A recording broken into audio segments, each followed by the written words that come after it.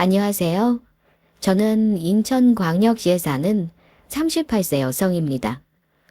저는 몇 년 전에 남편의 외도로 이혼을 하고 제 인생은 실패했다고 생각했어요. 아직 30대에 무슨 망언이냐고 하겠지만 자존감도 바닥을 치고 믿었던 사람에게 배신을 당했더니 정상적인 생활이 불가능하더라고요. 하지만 인생사 세옹지마라고 제 인생을 수렁에서 건져줄 반전 사건이 일어났지 뭐예요? 사연 채널에서 예전에 저처럼 힘든 구독자분들이 있다면 힘내시라고 사연을 보내봅니다. 제 인생 최악의 인간이라고 생각했던 상간녀가 저를 다른 삶을 살게 해준 기가 막힌 이야기 들어보실래요? 저와 남편은 20대 후반에 동호회 모임에서 만난 사이였습니다. 아직 미혼인 친구들과 소개로 들어간 친목 모임에서 전 남편을 만나게 됐던 거죠.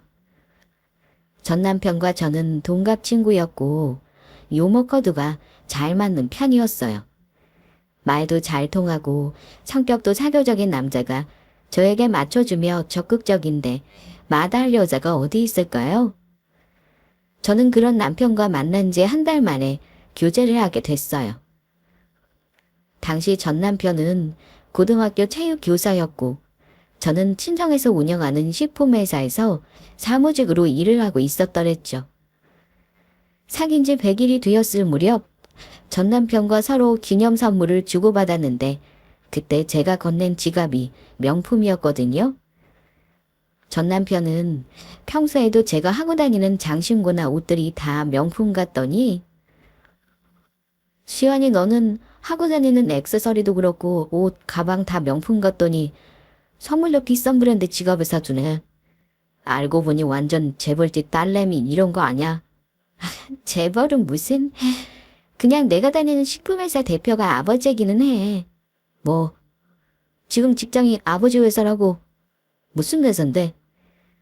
마시는 차 제조하는 회사인데 땡땡 식품이라고 혹시 들어봤어? 그 브랜드 율무차랑 전통차 먹어본 것 같아. 설마 그 브랜드가 너희 집이야? 맞아. 할아버지 때부터 운영하신 회사고 지금은 아빠가 대표셔. 나도 지금 경영관리팀에서 일하고 있고. 우와, 대박. 너 처음 봤을 때부터 부잣집 막내딸 같다고 생각했는데 진짜였네. 시원이 넌 까도 매력이 넘쳐 오르는구나? 뭐야? 나한테 너무 반하지 마. 그랬다가 못 태어나오는 수가 있어? 이미 늦었어. 난 이제 너 없으면 안 돼. 연애 초기 서로가 콩깍지가 씌어 전 남편과 눈만 마주쳐도 좋았던 시간들이니 무슨 말을 못하겠냐마는 저희는 말이 씨가 되는 것처럼 결국 평생을 함께하기로 했어요. 대대로 선생을 하는 교육자 집안이던 시댁과 사업을 하던 저희 친정의 만남은 비록 공통점은 적었지만 반대 없이 무난하게 흘러갔고 저와 남편은 사귄 지 8개월 만에 결혼식을 올렸어요. 신혼집은 친정에서 저와 남편이 원하는 동네에 50평대 아파트로 해주셨고 나머지 결혼 전반적인 비용들은 시댁에서 다 해주셔서 정작 당사자인 저와 남편은 부모님 덕에 편하게 결혼 생활을 시작했더랬죠. 특히 남편이 저희 친정 부모님께 너무나 살가운 사위로 다가갔는데 자식이 적분인 집안에 아들 같은 남편이 사위로 들어오니 친정에서 너무 좋아하시더라고요. 결혼하고 시집살이 걱정하는 사람이 있다지만 저는 시댁보다는 친정에 가는 일이 많아서 시댁 문제는 일도 없었어요. 그만큼 남편이 친정에 아들같이 잘했다는 거죠. 그리고 결혼해서 남편 학교 측 사람들이나 주변 지인을 만날 때면 남편은 저희 친정이 땡땡 식품이라며 홍보를 가장한 자랑도 많이 했어요. 항상 남편 차에는 저희 친정 식품들이 구비되어 있었고 만나는 사람들한테 모두 선물을 하며 좋아하는 남편을 보는 게 제 낙이었을 정도죠. 당신 덕분에 인천에서 우리 친정에서 홍보 효과 톡톡 해보겠어. 어떻게 그렇게 즐겁게 홍보해? 당연히 우리 집안 회사잖아. 아버님 다음에 당신이 그 회사 물려받을 거고. 그러니 내가 미리 알아서 널리 알려야지. 우리 회사는 친인척분들도 같이 경영하시고 해서 내가 꼭 아빠한테 물려받는다는 법은 없어. 에이, 아버님한테 전에 들어보니까 당신한테 경영 물려주려고 프로 경영 지원팀에 일하게 했다고 하시던데? 그리고 옆에서 보면 당신이 야무지게 회사 잘 이끌 것 같아. 오늘 날 너무 띄워주는 거 아니야? 그래도 칭찬드리니까 기분은 좋은데. 다른 걱정은 하나도 할 것 없고, 그러니까 우린 빨리 아이나 가지자고. 양가 부모님 소원도 전부 손주 빨리 보는 거라고 하시잖아. 내 소원도 그거고. 그것도 연이 닿아야 오는 거지. 아마 우리 아기도 엄마 아빠 가족들 보고 싶어서 빨리 오고 있을 거야. 제가 비록 비혼주의는 아니었지만 언젠가는 나도 좋은 가정을 이룰 수 있을까 하는 불안한 마음이 있었던 것도 사실이었는데 남편을 만나고는 늘 행복 도파민이 뿜어져 나와서 그런 불안과 두려움을 가질 새가 없었어요. 그만큼 당시의 행복과 사랑에 대한 확신이 있었어요. 하지만 인생이 늘 좋은 일만 있는 것도 아닌 것이 결혼하고 반년 만에 가지게 된 첫 아이를 유산하면서 저희 부부 사이에 서서히 금이 가기 시작했어요. 제가 임신을 하고 남편과 양가 부모님이 기쁨에 겨워하는 것도 잠시였고 임신 8주가 안 돼서 유산을 해버렸었거든요. 기뻤던 마음이 실망과 슬픔으로 변하니까 얼마나 그 깊이가 크던지. 남편과는 아이 유산을 두고 한바탕 싸움도 하게 됐었고요. 물론 제 자궁이 약해서 유산이 됐다지만 남편은 유산의 모든 책임을 저에게 돌리며 원망했어요. 마치 제가 아이를 죽게 한 것처럼 남편이 저를 책망하고 원인을 따지는데 그 순간들이 너무 치욕스럽고 서러움이 크더라고요. 너무나 가깝고 깨소금 볶던 저희 부부는 한 번의 유산을 계기로 서로 사이가 많이 멀어졌어요. 자연스레 각방까지 쓰게 되면서 대화도 줄고 함께하는 시간은 더더욱 사라지고요.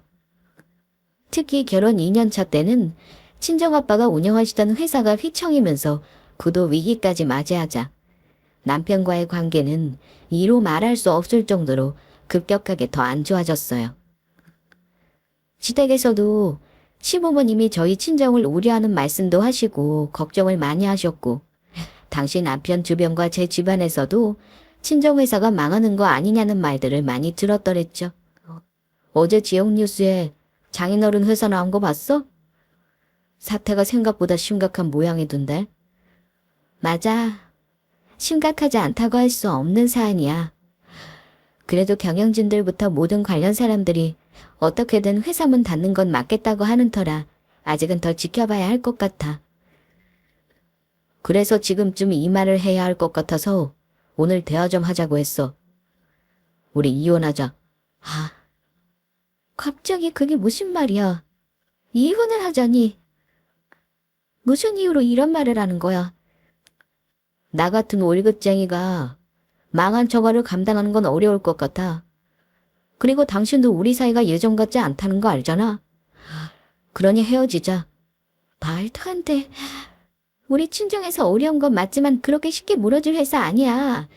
만약 망한다고 해도 당신한테 책임지려는 말 아무도 안 해. 그래도 당신이 아버님 자식이고 회사 지분이 많이 있는데 인생 어떻게 될지 모르지. 그런 것도 있고 일단 난 우리 결혼 생활이 그만하고 싶어. 한 번 한 말은 다시 주워 담을 수도 없다는 건 몰라. 어떻게 그런 말을 아무렇지 않게 냉정하게 할 수 있어? 당신은 우리 친정도 좋아하고 나도 많이 좋아했잖아. 이거 봐. 당신도 지금 방금 과거형으로 얘기하는 건 못 느꼈어. 나도 예전에는 그랬어. 하지만 지금은 아니라고. 당신이랑 더 대화하기도 싫고 같이 살고 싶지 않아. 결혼 1년 차에 첫 아이 유산 사건을 기점으로 이미 남편과 관계는 멀어져 있었고 친정에서 부도 위기로 남편과 저는 되돌릴 수 없는 강을 건넌 사이가 되어버렸어요. 마치 남편은 이런 위기를 기다렸다는 듯이 저와 친정을 손절하더라고요. 제가 아무리 그래도 이혼하는 게 말이 되냐며 남편에게 매달렸지만 남편은 흔들림 1도 없이 냉정하기 그지없이 이혼을 요구했어요. 그리고 더 나아가서 내막을 알고 보니 남편에게는 8살 차이가 나는 어린 대학생 상간녀가 떡하니 있더라고요. 남편의 이혼 요구에 친정 사업이 안 좋아져서 계산적인 남편이 이혼하자고 하는 줄 알았더니 상간녀까지 있었던 거였어요. 그리고 심지어 상간녀까지 자기 정체를 드러내고 저를 찾아와 헤어지라고 난리도 피웠고요. 저 민우 오빠 너무 사랑해요. 뱃속에 우리 아이도 이미 생겼고요. 그러니까 아줌마가 이혼해 주시면 안 돼요? 저희 아이를 봐서라도 오빠 좀 놓아주세요. 아이라니? 제 남편 아이란 말이에요. 저는 그런 말 들은 적 없는데요. 이미 시부모님도 알고 계세요. 아마 오빠는 아줌마가 혹시나 저한테 해를 가할까 싶어서 아이 얘기는 안 꺼낸 것 같아요. 아시잖아요. 오빠가 아이를 얼마나 원하는지. 어떻게 이런 일을... 당신은 양심이라는 게 없어요. 어떻게 멀쩡하던 가정을 이렇게까지 망가뜨릴 수 있어요.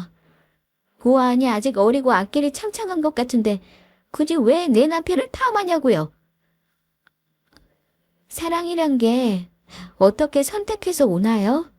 그리고 멀쩡한 가정 아니었잖아요. 아줌마 유산 문제도 있었고 친정회사는 망했다면서요. 오빠를 진짜 사랑한다면 그런 수렁에 같이 끼어들게 하면 안 되죠. 아줌마야말로 다시 한번 진짜 오빠를 위하는지 생각해보세요. 저희가 멀쩡한지 아닌지 당신이 어떻게 알아요? 부모가 아니면 다른 사람은 아무도 그 속내를 모르는 거예요. 오빠가 다 말해준 거예요. 더는 아줌마를 사랑하지도 않는다는데 뭐하러 빈 껍데기를 안고 살려고 하세요? 아니요. 난 아직 내 남편을 사랑해요. 그리고 당신들 노름에 순순히 물러나주고 싶지도 않고요. 그거 집착이고 어리석은 발버둥이에요. 그냥 제발 오빠 놔주세요. 상간녀의 막무가내 말보다는 아이를 가진 여자만의 당당함과 20대 초반의 빛남이 저를 좌절하게 만들었어요. 이미 상간녀는 아이를 가진 지 이미 4개월이 넘은 시점이었고 일이 일파만파 커지자 시부모님까지 나서서 저희 이혼을 요구하더라고요. 불륜이건 아니건 잘잘못을 따지기 전에 손주는 중요하다는 거였죠. 저는 총체적인 난국에 자의반 타의반으로 어쩔 수 없이 전 남편과 이혼을 했고 이혼 소송을 하면서 남편과 상간녀에게 각각 위자료를 받고 저희 친정에서 남편 앞으로 해줬던 재산도 분할받고 헤어졌어요. 종이 몇 장으로 정리된 결혼관계가 무슨 의미가 있겠어요. 공식적인 관계 정리보다 저를 더 힘들게 한 건 남편이 저에게 여자로서 더는 매력이 없다는 사형 선고 같은 말과 상간녀의 그 알 수 없는 근자감이었어요. 여자임을 떠나 생명을 가진 존재로서 제 존재 가치가 밑바닥으로 추락한 기분이랄까요. 제 나이 30대 초반. 친정은 사정이 어려워졌지. 저는 이혼을 하고 남편놈 때문에 자존심에 상처를 입었지. 제 인생 최대 위기라고 할 수 있는 나날들이었어요. 그때 저는 제 인생이 나락에 떨어져서 실패를 했다고 생각하고 끝없이 좌절을 했어요. 이혼을 하고 살았던 신혼집은 정리해버리고 저는 작은 오피스텔을 얻어서 혼자 살기 시작했더랬죠. 어떤 사건을 계기로 사람이 성격도 변하고 인생이 바뀐다더니 제게 이혼이 그랬어요. 그 좋아하던 모임도 다 나가지 않았고 사람들 만나는 것도 두렵더라고요. 이혼에 대한 질문도 싫었고 당시 친정회사 위기에 대한 말도 좋게 받아들여지지 않았어요. 그렇게 4년이 지나 상처가 아물어간다고 할 때쯤. 초등학교 때부터 친했지만 미국으로 유학을 가서 자주 볼 수 없었던 친구가 한국에 들어온다고 연락이 왔더라고요. 어릴 적부터 같은 동네에 살면서 부모님끼리도 친했고 초중고를 같이 나와서 둘도 없는 자매 같은 친구였어요. 당시 서로 이역 말기가 떨어져서 2, 3년에 볼까 말까 했지만 언제 만나도 어색하지 않은 진짜 친구였죠. 수연아, 너무 오랜만에 연락인가? 요새 어떻게 지내니? 기집애. 난 잘 지내지. 너 진짜 오랜만이다. 매번 메일만 보내더니 어떻게 전화를 다 했어? 미국은 이번에 한파 왔다던데 괜찮아? 내가 있는 지역은 서울에서 괜찮아. 뭔가 목소리가 기운찬 것이 잘 지내나 보네. 내가 왜 전화할게? 나 이번에 한국 들어가. 뭐? 너 거의 2년 넘게 안 들어왔었잖아. 미국 학교 일정 바쁘다고 당분간 못 온다더니 해결하고 오는 거야. 일단 박사과정 논문 초고 마무리한 것도 있고 여러모로 한국 가야 할 일이 생겨서 가족 제외하고 너한테 제일 먼저 연락한 거야. 우리 오랜만에 얼굴 봐야지. 그럼 물론이지. 내가 너 오는 일정 맞춰서 회사 연차 쓸게. 근데 한국 가야 할 일은 뭐야? 우리 오빠 기억나지? 30대 후반 되도록 자기 사업에만 매달려 있더니 오빠가 글쎄 결혼을 한다잖아. 난 평생 우리 오빠가 일하고 결혼한 줄 알았거든. 아참, 모바일 청첩장 받은 거 있는데 너도 보여줄까? 그래. 너희 오빠 고등학교 때 보고 안 본 지 억만 년이다. 예전에 여자들한테 인기 많았던 거 생각나. 이제 품절남 되는 거네. 너희 부모님 진짜 좋아하셨겠다. 맞아. 나도 독신 노릇 하는데 오빠까지 40 다 되도록 결혼 안 하고 있으니까 부모님 속이 말이 아니셨지. 그래도 끝이 좋으면 되는 거 아니겠어. 나 지금 네 휴대폰으로 우리 오빠 청첩장 보냈어. 요새는 종이 청첩장이 아니라 이렇게 휴대폰으로 다들 청첩장이랑 웨딩사진 보내더라. 세상 참 많이 변했네. 이 사람이 너희 오빠 결혼할 사람이야. 평소 가끔 안부나 근황 정도는 몇 달에 한 번씩 주고받던 제 친구가 오빠 결혼식 때문에 한국에 들어와서 몇 주를 보내고 간다고 했어요. 친구는 대학교 때 미국으로 유학을 가서 현재는 미국에서 일도 하고 박사과정을 밟고 있었거든요. 다들 그러고 살겠지만 한번 외국에서 털을 잡고 사니까 한국에 한번 들어오는 게 쉽지만은 않았어요. 2년 전에 제가 미국으로 여행 가서 얼굴을 보고 온 게 마지막이었기에 갑작스런 친구의 한국행은 너무 기쁜 소식이더라고요. 그리고 무엇보다 어릴 적부터 친하게 지낸 집안이고 친구 오빠도 제게 워낙 잘해줬던 기억이 있어서 오빠의 결혼 소식이 제 가족 경사처럼 기뻤어요. 친구의 들뜬 목소리를 들으면서 모바일 청첩장을 열어보는 순간 저는 제 눈을 의심할 수밖에 없었어요. 왜냐면 친구 오빠 옆에 있는 새 신부가 제가 익히 알고 있는 얼굴이었거든요. 바로 제 인생을 망친 전 남편의 상간녀였어요. 전화로 친구의 제잘거리는 목소리가 들렸지만 저는 충격으로 한동안 말도 안 나오더라고요. 친구 오빠는 학창 시절부터 참 젠틀하고 좋은 사람이었고 지금은 사업도 크게 하고 잘 나가는 회사 대표라고 알고 있었는데 늦은 나이에 만난 결혼 상대가 하필 상간녀라니요. 뭐라고 말을 해야 할지도 모르겠고 말문이 턱턱 막혀와서 억지로 목소리를 쥐었자네 친구에게 겨우 말을 할 수 있었어요. 혹시 이 여자분 이름이 한세롬이야? 잠깐만. 청첩장 보니까 그 이름 맞네. 뭐야, 세연이 이름 어떻게 알았어? 너 아는 사람이야? 안다고도 할 수 있고 모른다고도 할 수 있지. 너 세연이 될 사람 만나본 적 있어? 아니, 나도 사진이나 영상통화만 해봤어. 그런데 왜? 무슨 일인데? 아니야. 그냥 내가 딱 한마디만 할게. 친구야, 내가 네 오빠 인생 살려줄게. 지금은 이 정도만 말해줄 수 있을 것 같아. 한국 오자마자 나부터 만나줘? 아주 급한 일이야.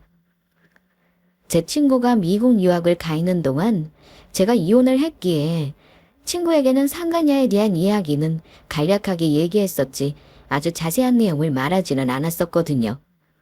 저는 친구가 이틀 뒤에 한국에 들어온다는 말을 듣고 만나서 얘기를 해야겠다고 생각했어요. 그렇게 친구와 대화를 하고 나서 상간녀가 제 전 남편이 아닌 친구 오빠와 새 출발을 하려고 한다는 걸 알게 되니까 그 후로 잠이 안 오더라고요. 어떻게 된 연유인지는 모르겠지만 전 남편과 상간녀가 아이도 낳고 결혼까지 했었을 건데 왜 이런 전개가 됐는지 도무지 알 수가 없었어요. 그러면서 뭔가 알 수 없는 분노와 흥분이 속에서 올라오면서 친구가 입국하기까지 그 이틀간이 마치 몇십 년같이 느껴지더라고요. 그리고 이틀 후 입국한 친구를 직접 공항까지 마중 가서 제가 살고 있는 오피스텔로 일단 데리고 왔더랬죠. 친구도 가족을 먼저 보고 짐도 풀어야 하는데 제가 막무가내로 저희 집에 데리고 와버렸더니 많이 당황하는 눈치였어요. 하지만 친구 오빠 결혼식이 열흘 남아 있었고 전혀 여유가 없었기에 친구에게 쉴 틈 주지 않고 제 이혼에 대한 얘기부터 바로 했어요. 민희야, 지금 내가 너무 급해서 바로 본론부터 얘기할게. 사실 전화로 먼저 얘기할까 했다가 네 얼굴 보고 해야 할 것 같아서 내가 이때를 기다렸어. 무슨 일인데? 엄청 큰 문제야? 네 얼굴 보니까 듣기 겁난다. 내가 4년 전에 이혼하면서 너한테 왜 헤어졌는지 말했던 거 기억나? 기억나. 아마 너 그때 남편이 바람나서 이혼한다고 했었지. 20대 어린 여대생이랑 아이까지 가져서 남편이랑 시댁이 너한테 이혼해달라고 했었던 것 같은데. 맞아. 맞아. 바람이랑 친정회사 위기 때문에 남편이 날 손절했었어. 이혼은 당시 나에게 너무나 큰 인생 실패였고 치부라서 진짜 친한 친구지만 너한테 다 얘기하지 못했어. 그냥 아무한테 내 얘기 못했다고 보면 돼. 네가 많이 힘들어했었지. 널 20년 넘게 알았지만 그렇게 힘들어하는 모습은 처음이었어. 근데 그게 지금이랑 무슨 상관이 있는 거야? 나도 내가 이제 와서 다 지난 얘기를 너한테 하게 될 줄은 몰랐어. 그때 남편이 만나던 여자애가 대학 졸업반이었고 무용과를 다니던 애였거든. 집안이 나처럼 가족 사업을 했었고 여리여리 하면서 아주 당차고 싸가지가 없달까. 아무튼 말할 때 얼굴에 보조개가 보이는 그런 인상이었어. 이름은 한세롬이었고. 한세롬.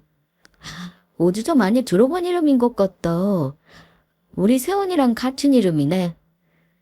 내가 예전에 노트북에 저장해뒀던 전 남편과 상간녀 사진인데 이혼할 때 증거로 제출했던 거고 나머지는 다 지우고 이거 한 장 딱 남아있었어. 한번 볼래? 수연아, 이 사람은 네 전 남편이랑 그 옆에 여자가 상간녀고 맙소사. 우리 오빠 결혼할 사람이 네 가정 파탄낸 그 미친년인 거네. 나도 며칠 전에 네가 오빠 청첩장 주면서 웨딩 사진을 보는데 너무 놀라서 말이 안 나오더라. 저는 길다면 길다고 할 수 있는 제 4년 전 이혼 얘기를 친구에게 모두 털어놓았고 친구에게 제 전남편과 같이 다정하게 안고 있는 상간녀의 사진을 보여줬더랬죠. 그랬더니 친구는 잠시 멍하게 사진만 하염없이 보더라고요. 그러더니 갑자기 소스라치게 놀라면서 자기 오빠 모바일 청첩장을 열어 새언니가 될 신부 얼굴이랑 상간녀 사진을 비교하면서 뚫어지게 봤어요. 이 여자, 네 결혼 파탄 내고 아이까지 가져서 네 전남편이랑 재혼한다고 했다는 그 여자가 내 새언니 될 사람이랑 동일 인물인 거네? 이름도 같고 생긴 것도 같고 흔한 이름도 아니고 일단 너희 오빠에게 확인을 더 확실하게 해봐야겠지만 지금으로서는 동일 인물 같아. 도저히 믿을 수가 없다. 분명 오빠가 집안끼리 비즈니스 관계에 있고 좋은 사람이라 했어. 이 여자가 재혼이라거나 아이가 있다는 말도 없었고 자신보다 10살이나 연하라. 그럼 27살인데 그 상간녀 나이랑 같은 건가? 내가 이혼할 때 상간녀 나이가 23살이었고 4년 지났으니까 27살 맞아. 이름, 나이, 외모는 상간녀랑 네 세연이랑 같은 것 같다. 나 머리가 과부하될 것 같아. 갑자기 감정도 못할 일이 벌어져서 폭발하기 일부 직전이야. 우리 오빠 결혼식 열흘 남았는데 이 사태를 어떻게 수습해야 해? 일단 진정하고 너희 오빠 만나서 우리가 여태 추측한 게 맞는지 확인부터 해보자. 그러고 나서 어떻게 처리할지 의논해보는 게 좋을 것 같아. 이제부터 정신 똑바로 차려야 해. 그래야지. 우선 우리 오빠한테 연락해서 지금 당장 보자고 해야겠어. 아니면 지금 평일 점심때니까 우리가 오빠 회사에 가보는 것도 괜찮을 것 같아. 오빠가 바쁘다고 하시면 퇴근하고 저녁에 봐야 하겠고. 친구는 자기 새언니가 될 사람이 제 이혼의 주적인 상간녀라는 사실을 알고 너무 놀란 눈치였어요. 그도 그럴 것이 과거 제 가정을 파탄낸 상간녀가 다시 신분 세탁하고 포장해서 자기 새언니로 온 거였으니까요. 친구는 말도 안 되는 사기 결혼이라며 분노했고 그 자리에서 자기 오빠에게 바로 전화를 걸어 당장 만나자고 했어요. 다행히 친구 오빠는 시간적 여유가 있다면서 자기 회사 사무실로 저희 보고 오라고 하더군요. 안절부절하는 친구를 달래면서 친구 오빠 회사에 도착했더니 10층 빌딩 전체를 쓰는 회사로 제 생각보다 훨씬 규모가 있더라고요. 8층에 있는 회사 대표실이라는 곳을 안내받아서 갔더니 10년 전 기억 속 친구 오빠가 똑같은 얼굴을 하고 있었어요. 창성 오빠, 진짜 오랜만이에요. 거의 10년 넘은 것 같은데 맞죠? 아니지. 몇 년 전에 네 결혼식에서 봤었잖아. 7년 정도 됐나? 오빠, 지금 그게 문제가 아니야. 집안 난리 뒤집어지게 생겼어. 내가 하는 말 확실하게 대답해? 너 미국에서 방금 도착해서 부모님보다 나 먼저 보러 온 것도 이상한데 얼굴 있고 운 것처럼 상태가 안 좋다? 오빠가 결혼하기로 한 그 여자 재혼이야? 아니면 아이 있다고 해? 그게 갑자기 무슨 말도 안 되는 질문이야. 그리고 그 여자라니 세연이 될 사람한테 말버릇이 그렇게밖에 못해. 오빠, 미니가 이럴 사유가 있어요. 혹시 한세름이라고 하는 약혼 여분 어떻게 만나게 된지 들어봐도 될까요? 내가 이벤트 웨딩 사업 초기부터 할 때 거래처 사장님 동생이었어. 말로만 듣다가 1년 전에 소개받아서 약혼하고 결혼까지 약속하게 된 거고. 그런데 그건 왜 물어? 오빠도 제 이혼 얘기는 들으셨을 텐데 사실 그 한세롬이라는 분이 제 이혼의 원인 중 하나였어요. 제 남편이랑 바람나서 아이까지 낳았고요. 제가 전 남편이랑 상간녀가 같이 찍은 사진도 들고 왔는데 같이 보세요. 뭐라고? 그게 무슨 말도 안 돼. 그럴 리가. 오빠, 정신 놓지 말고 일단 얼마 안 남은 결혼식부터 취소하자. 부모님한테도 전부 알리고 수습부터 해야지. 처음에 친구 오빠는 제 가정을 파탄낸 상간녀와 자기가 결혼할 여자가 동일 인물이라는 말을 믿을 수 없어 했어요. 그야 당연하죠. 누구라도 그 말을 바로 받아들일 수는 없었을 거예요.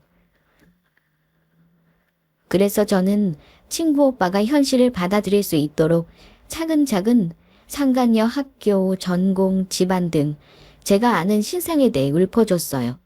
그랬더니 친구 오빠는 제 말을 다 듣고 나서 얼굴이 새하얗게 질려서 사무실 소파에 쓰러지듯 탈진하더라고요. 그 모습을 보니 제 예전 상간녀와 친구 오빠의 약혼녀가 같은 사람인 게 확신이 들었어요. 그리고 저는 상간녀는 대학생 때부터 유부남 킬러라는 별명을 가졌던 여자였고 저희 남편이 첫 불륜 상대가 아니었다고도 말을 덧붙였어요. 그러니 열흘 남은 결혼식은 취소해야 할 것 같다고요. 그 후 친구네 집안 사람들이 이 숨막히는 진실들을 모두 알게 됐고 친구네 집은 말 그대로 발칵 뒤집어졌어요. 친구네 부모님이 상가녀 집안까지 찾아가 사기꾼 집안이라고 뒤집어 엎고 난리도 아니었던 모양이었어요. 친구 부모님은 원래 점잖고 선한 분들이었는데 며느리가 가정 파탄범에 아이까지 낳았던 걸 감쪽같이 속였다는 걸 알자 엄청 분노하신 것 같더라고요. 우리 부모님 그렇게 화나신 건 태어나서 처음 본 것 같아. 우리 아빠는 그 집 오빠 멱살까지 잡고 난리셨다니까? 진짜 경찰차랑 응급차가 오기 일보 직전까지 갔었어. 나도 네 말 듣고 얼마나 놀랐는지 몰라. 부모님이 얼마나 화나셨으면 그렇게까지 하셨겠어. 사람들이 뻔뻔하기 짝이 없어. 그 집 인간들이 우리 보고 뭐라고 한 줄 알아. 글쎄 자기네랑 확실하게 결혼식 올리고 법적으로 가족관계도 아닌데 뭘 그렇게 화를 내냐는 거야. 자기네들이 피해를 준 것도 없다면서. 상관녀 그것도 과거에 나한테 대바라지게 굴더니 그 가족들도 똑같은 사람들이었구나. 얼마나 천만다행이야. 그런 인간들이랑 가족이 되기 전에 이렇게 다 정리가 됐으니 다 네 덕이야. 친구야, 네가 말하기 꺼려했던 이혼 얘기, 상간녀 얘기까지 다 솔직하게 해주고 도와줘서 우리 오빠가 산 거야. 진짜 너 아니었으면 우리 가족들이랑 오빠는 아무것도 모르고 완전 당했을 거고.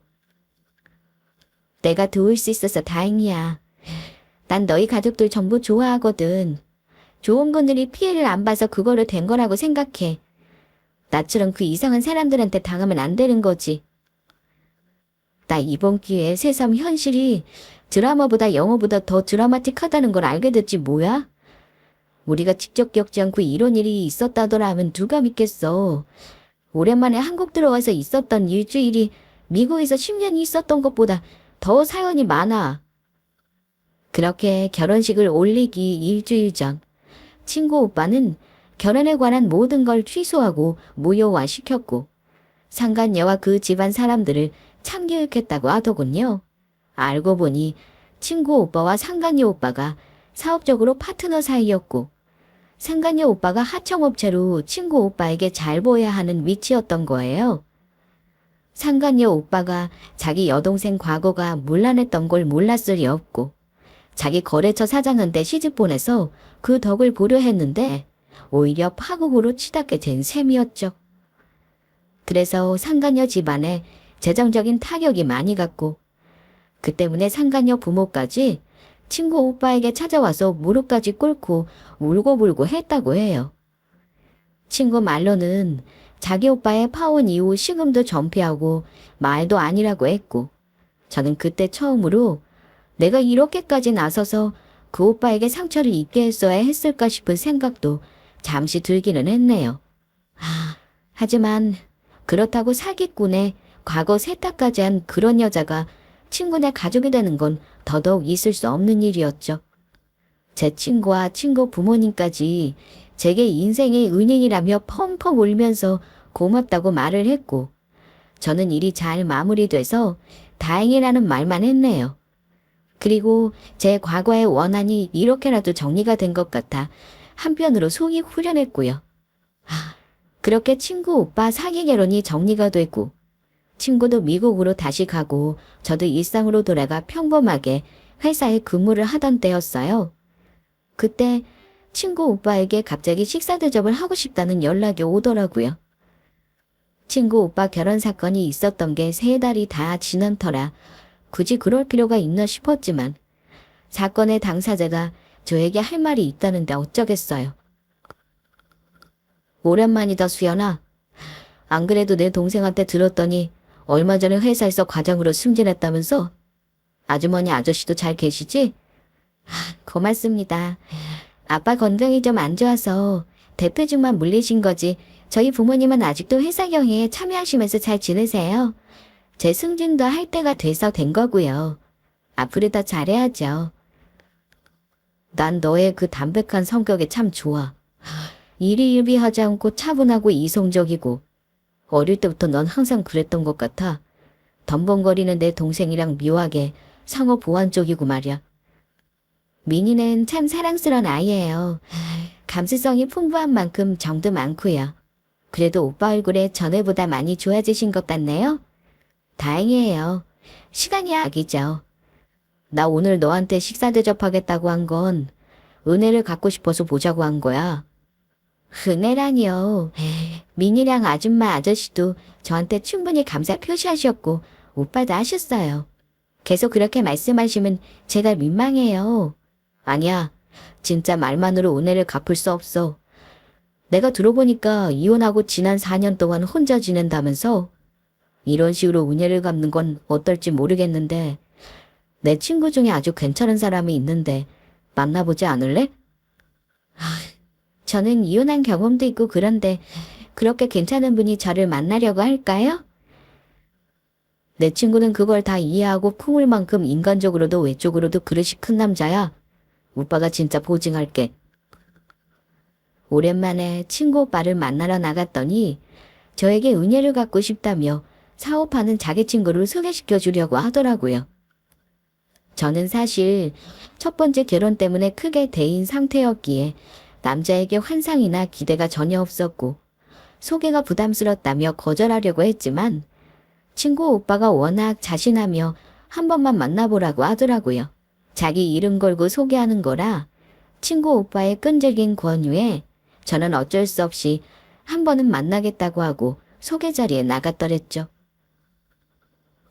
안녕하세요. 저는 박기웅이라고 합니다. 정섭이한테 말씀 많이 들었어요. 얼마 전에 사기 결혼 당할 뻔한 것도 수연 씨가 도와주셨다고요? 거기까지 말씀을 다 들으셨는지 몰랐어요. 그냥 어쩌다 보니 일이 그렇게 됐어요. 정섭이 결혼 상대 집안이 저랑 사업 거래처라서 알게 됐어요. 그리고 친구니까 청섭이가 대략적인 얘기를 해줬고요. 아, 전부 사업적으로 연결된 사이였나 보네요. 창섭 오빠가 저한테 뭐가 그리 고마운지 좋은 분 소개시켜주겠다고 해서 나왔어요. 그런데 제가 몇 년 전에 이혼하고 나서는 이런 자리가 어색하기만 하네요. 이해합니다. 저도 몇 년 전에 이혼을 했었거든요. 7년 만에 이런 자리는 처음이네요. 아, 돌싱인지 몰랐어요. 창섭 오빠가 그냥 친구 중에 가장 멋진 분이고 사업 크게 하신다는 말만 했었어서요. 그랬습니까? 친구한테 칭찬받으니 기분 나쁘지는 않네요. 주연 씨는 정섭이 말 그대로 솔직하고 좋은 분이네요. 만나보니 상대의 소개남도 돌싱이었고 와이프가 사업자 출장에 잦은 자신을 못 견뎌하고 바람을 폈다더군요. 과거 상처가 있었던 사람인 만큼 진중하고 성숙한 마인드의 사람이었어요. 그리고 이름만 대도 알 정도로 유명한 회사를 운영하고 제가 생각한 것보다 더 능력이 좋은 사람이더라고요. 소개남은 무엇보다 배려심이 많아서 제게 과거를 꼬치꼬치 묻는다거나 지레 짐작하거나 하지 않는 분이라 생각보다 가치 있는 시간들이 불편하지 않았어요. 그 사람의 현명한 배려로 저는 생각지도 않게 연락처까지 주고받으며 다음을 기약했네요. 그렇게 소개남과는 한두 번 서로 연락하고 응원도 하는 친구같이 지내면서 그분에게 서로 만나보자는 얘기를 들었을 때쯤이었어요. 어느 날 점심시간에 식사를 하러 외부에 갔다가 들어오는데 회사 입구에 제 인생에서 다시 만나고 싶지 않은 인물이 떡하니 서 있지 않겠어요? 바로 상간녀 한세롬이었어요. 당신이 내 약혼자한테 과거 얘기하고 이 결혼 막은 거였다며. 이렇게 다시 얼굴 맞댈 줄은 몰랐는데 아주 제대로 날 엿먹였네. 여길 왜 찾아왔어? 내가 댁이랑 할 말이 남아있던가. 네가 우리 집안이랑 내 앞길 다 막았는데 그럼 내가 그 원흉을 그냥 가만둘 것 같았어. 네가 뭔데 내가 과거 있고 상관이라고 말하고 다니는 거야? 네가 무슨 권리로? 왜 못해? 난 이야기도 아니고 내가 직접 겪은 일이고 피해자인데 할 수 있지. 그러는 너야말로 어떻게 과거에 아이까지 낳고 딴 남자랑 사진까지 차렸던 주제에 뻔뻔하게 과거 세탁하고 새 출발을 해. 누구 인생 또 망치려고. 그게 너랑 무슨 상관이야. 내 인생 갈 길이나 갈 것이지 왜 오지랖을 부리느냐 이 말이야. 우리 집안 사업이랑 내 파혼 어떻게 책임질 거야. 피해 보상해래. 네가 안 되면 너희 집 회사에 쳐들어가서라도 보상받고 말겠어. 고소할 거라고. 예전에도 무식한 게 용감하다더니 아직까지 그러고 있어. 역시 사람은 근본이 달라지지는 않는구나. 너도 참 머리가 나빠서 그것밖에 안 되는가 봐. 내가 아니었어도 넌 이혼했을 거야. 그런 과거 숨긴다고 없어질 것 같아. 이년이 끝까지 예전 일로 나를 물고 늘어지네? 내가 그때 위자료 주고 다 했잖아. 돈까지 받아먹은 주제 아직도 이렇게 나를 못 잡아먹어서 안달이야. 오늘 너 죽고 나 죽자. 물론 회사 입구에서 소란이 일었기에 경비원분들이 오셔서 다른 상간녀 소동은 진압이 됐지만 저는 몇 년이 지난 지금에 와서 상간녀와의 인연이 이어지는 이 상황들이 전생의 업보가 얼마나 많길래 이런 일을 내가 겪어야 하나 싶었어요. 진짜 어른들 말대로 굿이라도 해서 살풀이라도 해야 될까 싶을 정도였네요. 상간녀와 드잡이 싸움이 있고 나서 저는 가만히 지금의 저란 사람에 대해 생각을 해보는 계기가 됐어요. 내가 과거에 머물러 있는지 아님 지금 현재 충실한지도 생각해 보고요. 사실 소개받은 분이 최근에 진지하게 만나보고 싶다고 했을 때도 좋은 마음이 반, 거부감이 반이었거든요. 그건 분명히 과거부터 이어져 온 제 상처와 트라우마에서 오는 거부감이 컸을 텐데 상간녀와 재회하고 나니 내가 왜 지나간 과거 때문에 좋은 사람을 놓쳐야 하나 싶더라고요. 그래서 솔직하게 소개남에게 제 현재 마음도 솔직하게 말을 하고 천천히 만나보자고 했어요. 그렇게 저희는 과거의 아픔을 뒤로하고 미래를 약속하게 됐고 어느 날 이 남자와 눈을 마주치고 얘기를 하는데 제 선택이 틀리지 않았다는 걸 알겠더군요. 20대 철없을 때 만난 전 남편과 다르게 이 남자는 현실에 두 발을 딛고 자신과 관련된 것들을 책임질 줄 아는 어른이었어요. 성실하고 자기 가족, 사업을 사랑하고 허세 부리지 않고 건강한 사람이요. 무엇보다 이 사람 앞에서는 제가 꾸미지 않고 숨길 것이 없으니 편하더군요. 그렇게 친구 오빠에게 소개받은 사람과 저는 만난 지 2년이 되었을 때 결혼을 약속했습니다. 그 소식에 친정 부모님을 비롯한 가족들, 친구와 친구 오빠가 너무나도 축복해 주었어요. 그리고 저는 결혼식을 배가 부른 상태에서 하게 됐고요. 언제 찾아왔는지 모르게 아기 천사가 저희 커플에게 와주어서 3개월이 지나서야 임신 사실을 알았었거든요. 지금 와서 생각해보면 그때 전 남편과 이혼하길 잘했고 친구 오빠의 사기 결혼을 막은 것도 잘한 선택이고 무엇보다 지금의 남편을 만나보겠다고 한 결정이 가장 잘한 거라는 생각이 듭니다. 그리고 그걸 깨닫게 해준 상간녀에게도 감사함이 들더라고요. 그 덕분에 첫 번째 남편보다 훨씬 두루두루 멋진 두 번째 남편을 만나게 된 거니까요.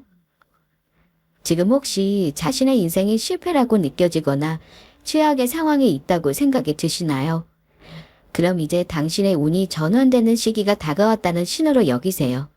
그게 무엇이든 인생은 바닥을 찍고 다시 다른 방향으로 당신을 이끌게 되어 있거든요. 대신 지금의 자신을 똑바로 마주보고 현재의 나를 받아들이도록 해보세요. 그게 진정한 자존감을 되찾는 방법이랍니다. 있는 그대로의 나를 내가 오롯이 받아들이는 것이 내 인생이 변할 수 있는 가장 확실한 방법이니까요. 그렇게 다른 누구보다 자기 자신이 나를 귀하게 여기고 사랑해 주세요. 사연 들어주신 여러분은 귀한 사람입니다.